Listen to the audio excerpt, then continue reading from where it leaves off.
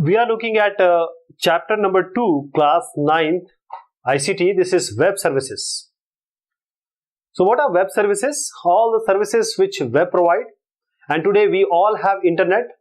Whatever background and interest we have, all we do is on internet.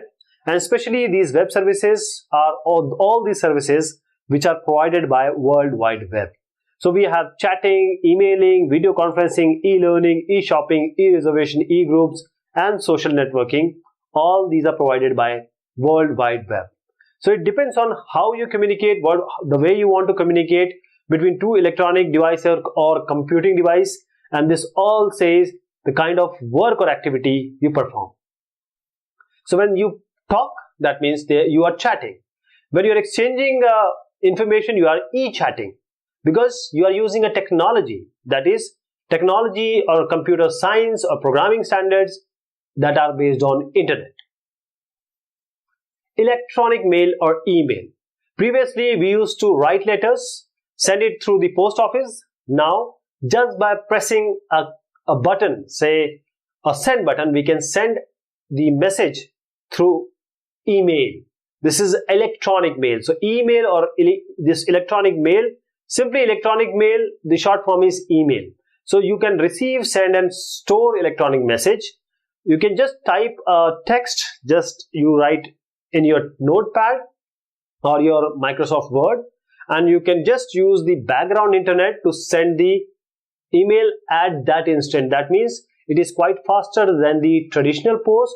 You just have to write and send it, and this is very instant. The speed is immensely higher than the traditional postal or the courier service. So how email service is used? These messages, as I said, they are electronic mail, and normally we send it to the recipient address. We can have a text, we can include the image, numerous types of formatted can be attached to your message, and just on a PC you are setting, you just have to send that email. You can use the service of, say, Gmail, or you can say use the service of Yahoo Mail. There are so many, and with the help of your computer, smartphone, you can send the email. So this is the diagram which displays the email, how you can send it from your end to the receiver. That means you have this secure SMTP control panel, then you have this SMTP server, that is these are you, means these are all SSL, these are secure messages. These are sent to some SMTP server.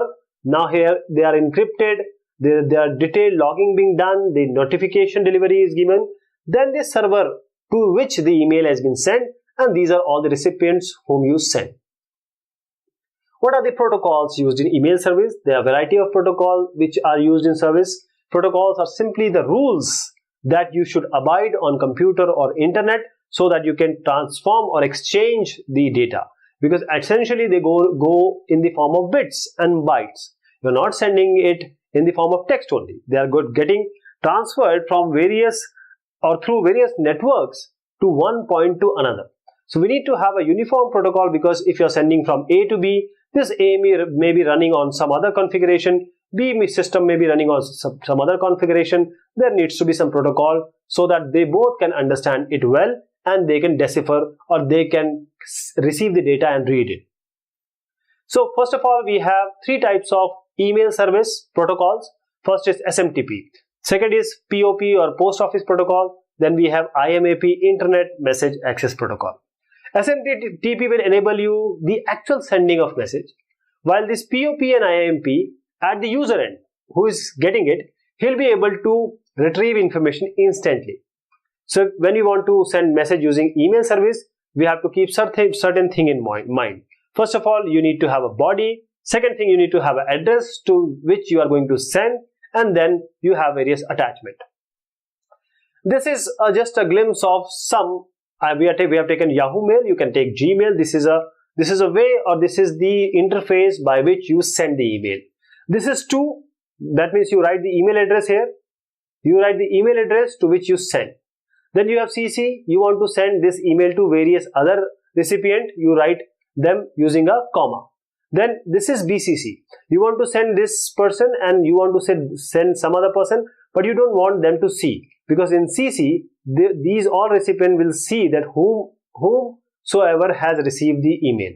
And BCC, this guy will not know whether this guy is being sent the email, so they have a blind carbon copy. They will not know to whom other people the mail has been sent. Then the subject, this is a very short summary of what you're sending. This is the body part where you write actual content. So we have a message body. So here you write you can use the, just like a text, word, number, attachment, special characters. Then you have email address where to whom you are sending. So this is the email address. This is a proper email address. So there are partition of this. Let us take the components. First you have a username, then a symbol, the host name, and top level domain. So this is the username. Then you have a symbol. Then this first and second. First part, CBSE, here in the example, is the host name, and then co.in or the com is the top level domain. So the username in this, you can have, say your name is Anshu.more, you can use more, or you can use underscore also. This is the username. Then the symbol, again symbol is the @,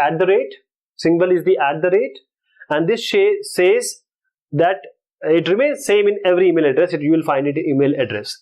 Then the next thing which come after this @ is the host name, and the host name is also known as the domain name to whom this message is destined, to which mail server you want to send that. So it has a unique IP address for easy identification on the entrance. Then you have this top level domain, that is .com, .org, .in, .au, like this. So these are all the content showing whether it is a commercial site based at India. Co.in is a commercial based in India. Co means commercial, .in means India. So what are the fields which we just discussed? First of all, there are so many: Hotmail, Yahoo Mail, Rediff Mail, Gmail. So you send, this is the recipient address. CC is you want to send message to multiple address, additional address. BCC, you want to send multiple address, but you don't want the recipient to see each other. That is how you use it. Subject is what? Subject is simply the short title about the content you are sending. Chat. What is chat? Two people talk. When they talk, they are communicating, they are chatting. When they are talking on internet or using network, we say they are chatting. So this is a very common word when on internet, though both people or the sender and recipient can talk at the same time. So this talking or exchanging the data is the chatting here, and on the internet you are chatting, and both the parties, they are sending and receiving messages at the same time. You can have a group chats also, means at the same time you can send message to various other recipient. You can talk, and now we have various WhatsApp, WeChat, etc., in which you can also send messages along with various other attachments. So there are various browser interfaces. There are interfaces which provide the chat facility, as I just discussed, like the instant messaging, Windows, Skype, ICQ, etc. And with the 3G, 4G, and 5G technology, you can even go along with the videos along with the voice. Video conferencing. What is video conferencing? Video conferencing is when two people or more than two people, they talk and they share, they conference in a way that they are sitting together. They may be based, some may be based at say US, some other may be in Canada, say maybe in India. Now they can talk, they can see each other, and what they are using, they are transmitting the video and audio, and what they are using on the background, they may be using webcam, this microphone. So in order to catch the video and voice, they are using webcam and microphone, and they have monitors on both the sides. These monitors can even be as small as laptops. They can be even your smartphone, and you can just, because all the smartphones have now the capability of webcam and microphone, now you can send your voice and data together, and you can conduct the video conferencing to any part of the world or the globe. So this is an example of how this video conferencing is going on. These people may be based in some X part of the world, these people can be based on some Y part of the world, and they may belong to same company or different company. So they all are using some hardware and software, video conferencing software. They are conducting meeting without even going to their places. So rather, because the internet connectivity should be very good in order to transfer the video and audio, because all these things are very much dependent on the services which you are getting. And in different cities, different countries, people can video conference, they can talk live, they can chat live, they can discuss live. Even the interviews are going on like that today in today's world. You can even go for watching television, because the live things which are going on around the world, the games, all that can be seen in terms of video conferencing. So what are the advantages of video conferencing? First, the traveling cost is very less, because nobody has to say 10 people are there, 4 people are here. 4 people have to go here, or 10 people have to go to the other part of the world. They don't go, because video conferencing are helping them. Productivity is increasing because the traveling time, the time which is wasted in going and coming or discussing, and the content is not solved, the problem is not solved, then again going back, coming back, these all will decrease the productivity. But with video conferencing, the productivity will increase. Now, going green, you are not traveling, so you are not wasting petrol and fuel. So you are making everything eco-friendly. So video conferencing is making things eco-friendly. But there are disadvantages. Everything depends on the sound and video quality. There are technical issues. If the internet connection is not so high, then there will be delays, there will be problems. So the video conferencing or the meeting cannot be on that note which we wanted when we have the face-to-face communication. And because this video conferencing is virtual, there is a lack of personal contact, because when you are in front of, say, some employer, or some employer is interviewing somebody and they are not in physical touch, not physical touch in means they are not face to face, they are not able to understand the other scenario, because you may be on internet, the things which are not, they are not seen really what you are. So there is e-learning. E-learning, the normal method is you go to the class or you go to the university and you have a tutor, teacher, and they teach you. This is the general method. But what if you want a way at 2 at night, you want to read something, you want to know about something, or some subject which is not taught in your school, you want to learn it, or some company wants to emancipate the level or increase the level of knowledge of their employee. For that, we have e-learning. E-learning is simply learning with the help of electronic media, with the help of internet, with the help of network. So, if you're having a laptop, desktop, or smart devices, now the courses I can make, you can make, anybody can make, and it can post. You can post it on YouTube, you can post it on Udemy, you can post it on Unacademy, wherever you want. And there are various classes, there are various subjects which are going on, and you can be a part of it. You can learn it at your disposal. You can also interact with the tutor at the same time. So courses, they are offered by various entities, organization, various websites. Along with them, they provide quizzes and multiple choice questions. So these courses, they may be stored at some website, some location, or they can even be given to you as a compact disc, CD, or a storage device like a pen drive. So in this way, you can read them, you can understand them, and it needs minimal interaction with the human tutor, because the tutor is not required to be with you. Tutor will teach you, you can learn, understand, and if you have any problem, you can directly email him, or there are various other platforms where you can interact him also. What is the advantage of e-learning? First of all, a single person can teach everyone on this globe, everyone which is interested in his course, in his talk, in his webinar, in his discussion, in his knowledge sharing, right? Without attending the institution, you can be one of them. I'll give you an example. There is a person, there is a coolie, or you can say a porter in Kerala.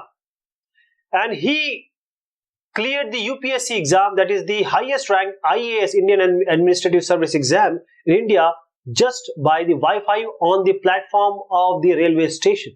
See the power of e-learning. He has never gone to school. He has never gone, means initially he has done the schooling, but he has never gone to any institution to learn to teach by them.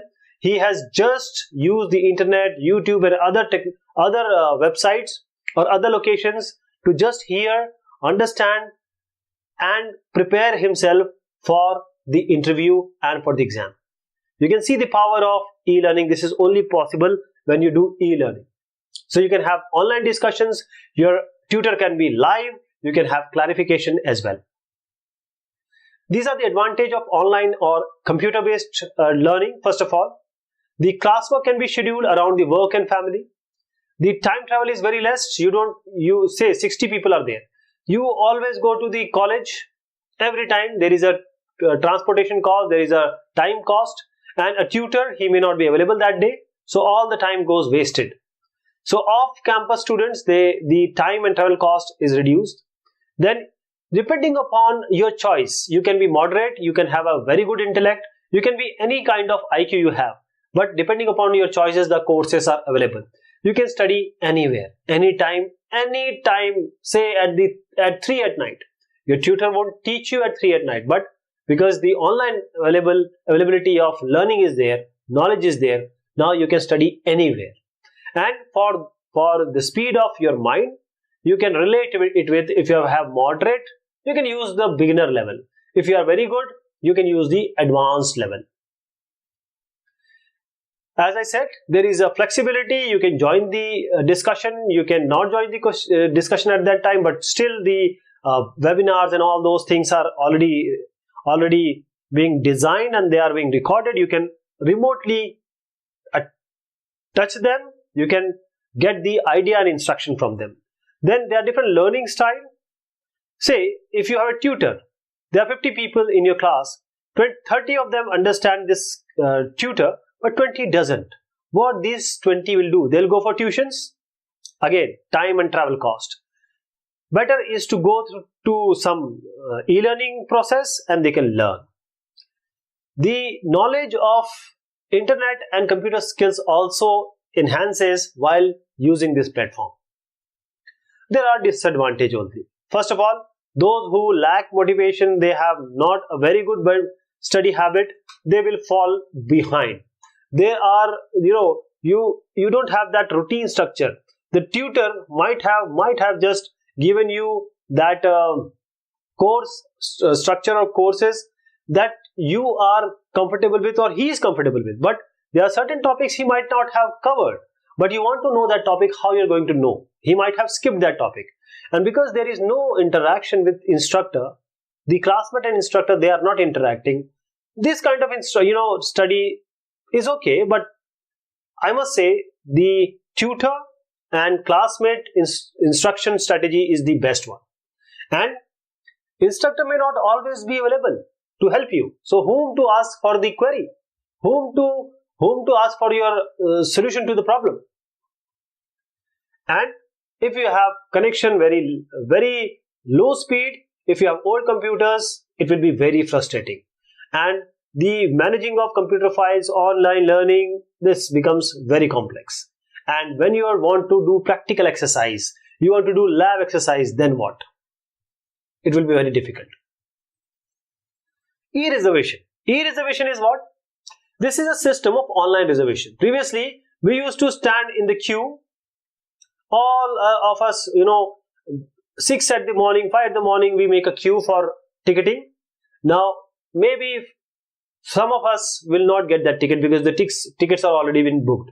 You want to book the hotels, you don't know the hotel, you have to go that place, you have to ask the auto rickshaw people, you have to ask the cab people, they will take you to some hotel you don't like.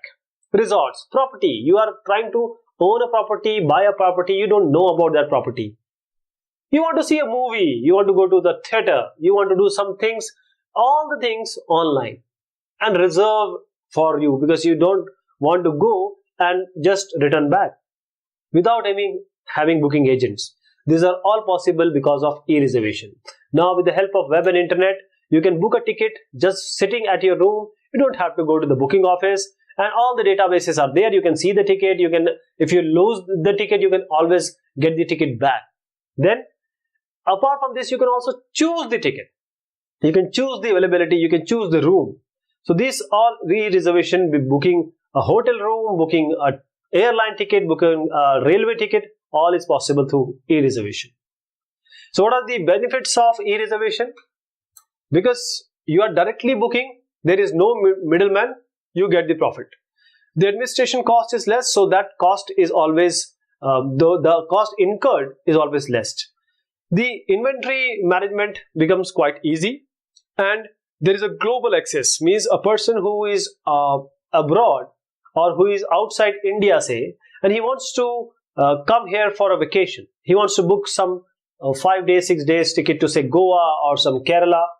How is he going to book? E-reservation. He don't have to depend on other people. Online, he can book everything. E-shopping. Now, you want to buy something. You have to go to, say, a shop, a departmental store. Now, you have to choose from them the time of going, coming, the cost of the conveyance you will use. If you have a smart device or a desktop or laptop, you can just sit at your home and buy everything. Everything is on internet. Everything is on sale. The infrastructure cost, the hiring, sales employee, all this merchandising is greatly reduced by e-shopping. You can buy clothes, shoes, groceries, books, anything, furniture, home decor, anything can be bought online. You can even buy food, you can even buy cars, everything is available. So what are the benefits of e-shopping? Time is reduced. You at the comfort of your house, luxury, and you can compare prices from different vendors, and you can choose the best one. The infrastructure cost of the business is reduced because they don't have those retails now, and the products are quite faster now. You can just book the express entry. If you're dealing with Flipkart, you're dealing with Amazon.in, you can just say, okay, I want it one day. You can pay some extra charge and you can get it the very next day. And because you don't have money right now, you can book it through your credit card. You can pay it later. But there are disadvantages of e-shopping. No touch, no feel product. You see the product and you can just, on the basis of perception, you have to buy it. And because some of the vendors, they don't provide it in time. So if you want it time, you have to go to the shop and bring it at that time. And availability. Some of the internet, some of the mobiles, they are only sold on, say, Flipkart or Amazon. So if they are sold out, how you're going to buy it? Because they are already sold out. There is no availability. But you are using it on internet. There are network technologies involved. So there are good people, bad people. Good people, you people. Bad people means hackers and crackers. So always there is a threat. So there are several e-shopping. Let us learn by eBay, Amazon, Flipkart, Home Shop, Naptol, Yebi. There are so many e-shopping portals on which you can go and buy. The most interface or the most important interface component of e-shopping portal should be, or you must see, first of all, the interface where you will see the product and buy. There will be order management and inventory control. Then there will be some shipment interface because it has to be shipped. Then of course the payment. There has to be a payment gateway for financial interface for payment processing. Then when you have bought it, there is some problem, your product has come different or your product has come broken. These are customer service and support who are going to deal with your complaints and help you. So e-shopping, as I just said, it reduces your time immensely because there are no retailers, only you are buying from wholesalers directly. So the cost is your profit. Their cost reduction is your profit. Okay. Then you have different vendors to choose. Website. On that website, you can go to different vendors at the same time. You can choose the best buy product at that same time. Social networking. Social networking, how you relate with other people. They are not in with you. Your college people, your school people, the school friends, your teachers or someone you like. Twitter, Facebook, MySpace, you want news, you want something to eat, everything is there in social networking. So social networking is a platform that helps you to connect to others, and you bring a big base social relation. Means the relationship is virtual, but still you are with them. In the last 15 years, there is an exponential growth. You might have seen a person 15 to 20 years ago, but now he's available on Facebook, he's available on other social media, Instagram. You can follow them, you can talk to them, you can share your feelings, you can talk to them, you can like them, you can dislike them, you can talk to them, have fun with them. So they are not geographically close to you, but still they are with you. So you connect you connect with them using internet connection, using your smartphones, using your computer. So this is how the social networking site makes your life easier and more I must say helpful in terms of, because we are social people. Human is a social element. So you can share ideas, activities, events, interests among various people, and an individual, you can share information, photos, data files, even videos. And in the social site also, because you are not paying for the product, so you are a product. So you have various different type of things which are being shown, so you can buy from there. You can promote your products, you can promote your discussion, ideas and thoughts. E-groups. What are e-groups? When you want to send emails to different people at the same time, these are e-groups. You want to send the chat, say WhatsApp, you want to send the chat or some content or a letter or say image, you want to send to so many people, these are e-groups. You have an administrator there, or you can have more than one administrator there. Now you have a employee group, you want to send that tomorrow is holiday, or tomorrow you have to bring this. You can all do using the e-groups. So there has to be some permission, because there is some restriction when you're dealing with this, to whom to send, what to send, when to send, where to send. And the administrator has the access to it. He may stop, he may he may just filter those whom he doesn't want. So what we have learned, web services means services provided by World Wide Web. World Wide Web provides services like chatting, emailing, video conferencing, e-learning, e-shopping, e-reservation, e-group and social networking.